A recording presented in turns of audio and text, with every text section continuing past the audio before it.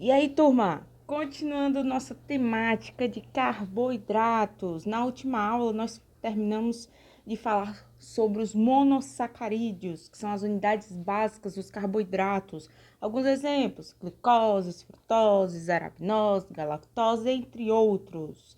E algumas características, dos três principais monossacarídeos: a glicose, a frutose e a galactose. Vimos também várias informações sobre estrutura. Continuando, hoje começaremos a falar sobre oligossacarídeos. Os oligossacarídeos são tipos de carboidratos de tamanho intermediário. Em geral, tem sua convenção de que tenham de 2 a 20 unidades básicas, ou seja, de 2 a 20 unidades de monossacarídeos unidos, tá? Por uma ligação chamada de ligação glicosídica, tá? Tenham isso na cabeça porque esse tipo de ligação é diferente da ligação que nós veremos nas aulas de proteínas, que são ligações peptídicas. Mas o que é que tem a ver, professora? Eu queria saber isso. Por quê?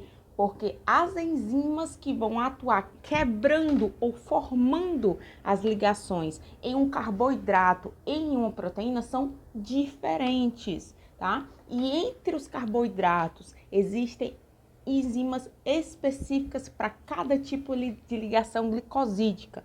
Se é uma ligação do tipo alfa 4, se é uma ligação do tipo alfa 6, se é uma ligação do tipo beta 4, tá? Então, cada tipo de ligação glicosídica vai ter um grupo ou uma enzima específica para formar ou para quebrar essa ligação.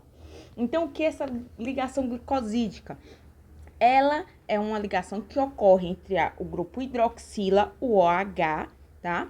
De um átomo de carbono com a hidroxila de outra molécula, com a eliminação de uma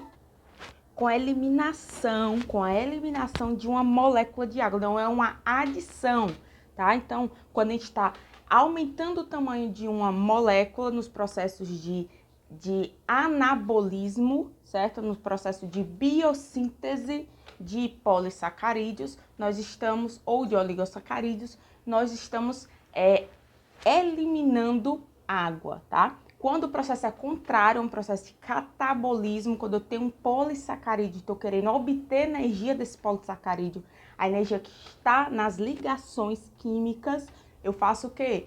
Tem a enzima que vai fazer específica, que vai quebrar aquele tipo de ligação glicosídica e vai ter a eliminação de moléculas de água, não esqueçam. Vamos aqui para a imagem embaixo, tá? Ó, nós temos aqui uma galactose, nós temos uma glicose, 2 monossacarídeos.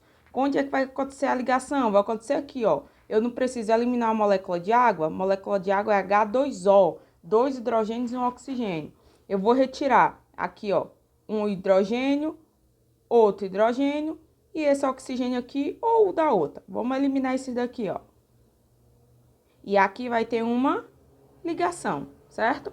Então, é o que a gente vê nessa outra imagem. Isso a gente chama de ligação glicosídica. E quando a gente tem uma mistura de galactose com glicose, nós temos o disacarídeo. Lembrando que disacarídeo é um tipo de oligossacarídeos.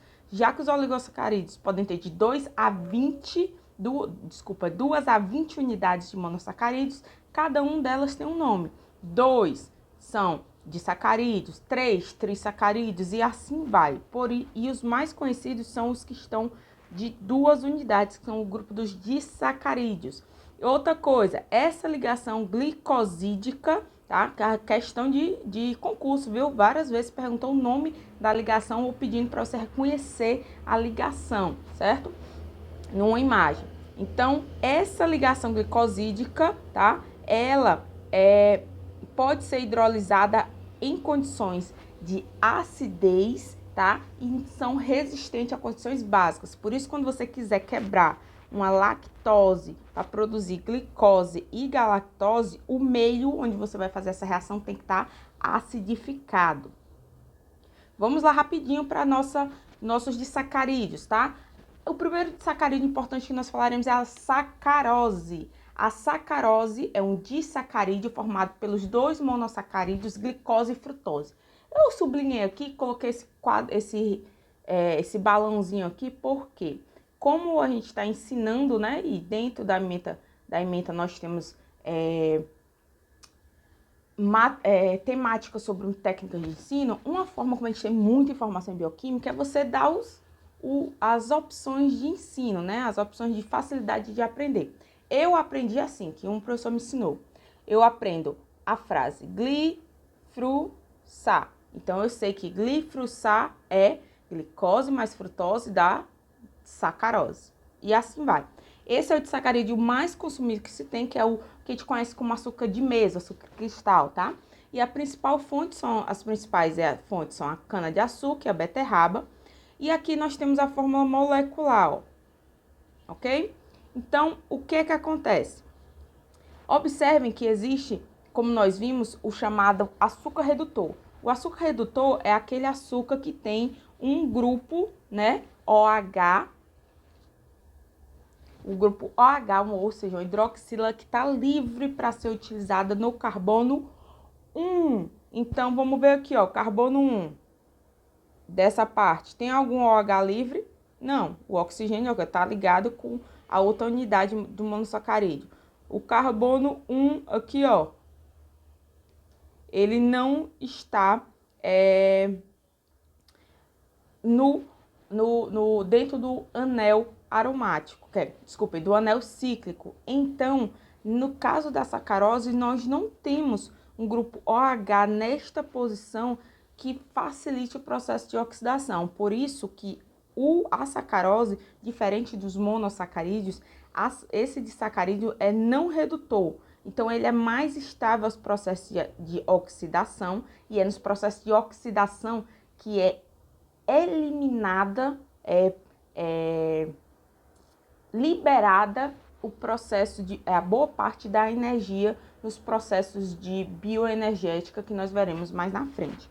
Então, a sacarose se torna uma excelente molécula de armazenamento e transporte de energia, tá? Apenas as plantas sintetizam sacarose, e aqui a fórmula molecular, né, são 12 carbonos, 22 hidrogênios e 11 oxigênios, com um ponto de fusão de 186, bem alto, e um peso molecular bem alto, de 342 gramas por mol. Aqui em cima eu coloquei outro pontozinho chamado açúcar invertido. O que é um açúcar invertido? Você pode fazer um processo contrário, aqui de quebra da sacarose para produzir glicose e frutose, certo? Isso é muito usado no setor de panificação. Por quê? Quando você quer aumentar a quantidade de sabor doce, de sensação doce em um alimento, você geralmente adiciona mais um açúcar, mais sacarose, certo? Porém, vai ter um ponto que vai ter tanto açúcar que ele não vai conseguir se dissolver e vai ficar com aquela textura arenosa. Imagine um sorvete aí com uma sensação de que tem areia dentro, que são os grãozinhos de açúcar, certo? Então, para conseguir um poder de adoçar mais alto com menos substâncias, nós podemos utilizar carboidratos que têm poderes edulcorantes diferentes, certo? Então, por exemplo, existe uma escala de doçura. Então, na escala de doçura, a glicose e a sacarose têm o mesmo poder adoçante, porém a frutose é muito mais rica e mais forte no poder edulcorante. Poder edulcorante é uma capacidade de produzir o sabor doce que monossacarídeos e alguns oligosacarídeos possuem. Já os polissacarídeos não têm essa capacidade de produzir o gosto doce. Basta você comer uma massa, você comer o próprio amido de milho, não tem um sabor doce, mas os carboidratos simples, a maioria deles tem. Então, o que a indústria faz? Ela pode pegar essa sacarose, colocar em um meio ácido ou com enzima, tá? Num ambiente específico controlado e quebrar, fazer o processo inverso. Transformar sacarose em glicose mais frutose. Professora, mas glicose e frutose não dá sacarose? Não é a mesma coisa, não? Não. Uma coisa é a molécula sacarose, ela assim, ó, com ela grande assim, com os dois monossacarídeos juntos, isso é uma molécula. É diferente dessas duas moléculas separadas, uma glicose de um lado e uma frutose do outro. Essa solução que tem glicose e frutose, ela é muito mais doce do que a sacarose. Então, você consegue dar um poder adoçante, edulcorante mais forte com a mesma quantidade que você usaria na sacarose, certo? Outro ponto, nós temos a maltose. A maltose é o famoso açúcar do malte que vai ser utilizado para produzir, por exemplo, bebidas alcoólicas como cervejas e algumas bebidas destiladas. E ele é um elemento básico do amido. Você vai ver que o amido é um carboidrato complexo, formado apenas por unidades de glicose, que são ligadas de formas diferentes, ou linear ou ramificada, tá? Essas duas formas, no caso, e, não é ou. E a maltose, ela é um disacarídeo formado por duas unidades de glicose. Daí, ó, gli-gli-ma. Ele é diferente da sacarose, ele sim é um açúcar redutor. Olha aqui, ó, o ponto de redução no carbono 1, tá? Não tem nesse carbono aqui, mas nesse da direita tem, tá? O mesmo, deixa até na mesma cor, mesma forma molecular e mesma massa molar, porém o ponto de fusão é mais baixo do que a sacarose. Já a lactose, o famoso açúcar do leite, tá? Que é aquele açúcar que pode causar intolerância em algumas pessoas que não conseguem consumir. Então, a lactose é um disacarídeo formado por uma glicose com uma galactose, ó, gligala, certo? E é a partir daqui que a gente vê os produtos. O que acontece quando a pessoa tem intolerância à lactose?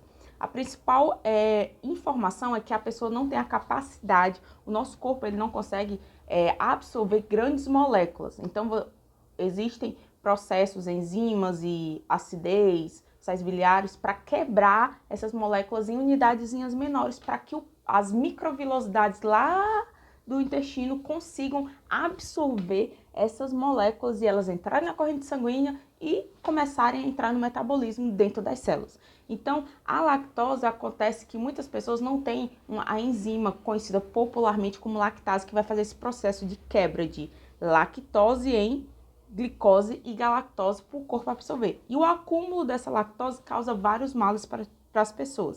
Então, os produtos para pessoas intolerantes à lactose são produtos mais caros. Por quê? Porque a indústria adiciona a enzima que a pessoa não tem ao produto, ok? Não sei se vocês já observaram, mas no dia que vocês tiverem a oportunidade,